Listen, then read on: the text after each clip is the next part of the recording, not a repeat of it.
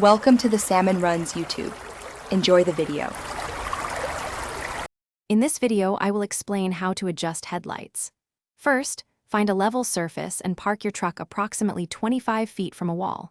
Make sure your tires are properly inflated and your fuel tank is at least half full for accurate measurement. Then, turn on your low beam headlights and locate the vertical and horizontal adjustment screws, usually found near the headlight assembly.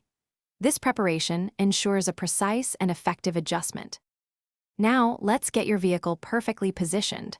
Measure the exact distance from the ground to the center of your headlight lenses. Transfer this measurement to the wall, marking a clear horizontal line with painter's tape. Next, measure the distance between the centers of your two headlights. This will help you establish the correct vertical alignment points for each beam.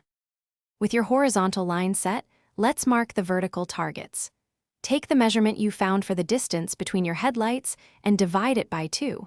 From the center point of your horizontal line, measure outwards this distance on both sides. Mark 2 distinct vertical lines on the wall at these points. These marks represent the precise center for each headlight beam. Now for the final step, adjusting the beams. Use a Phillips head screwdriver to turn the vertical adjustment screw. You want the top edge of the brightest part of your low beam to align perfectly with the horizontal line on the wall.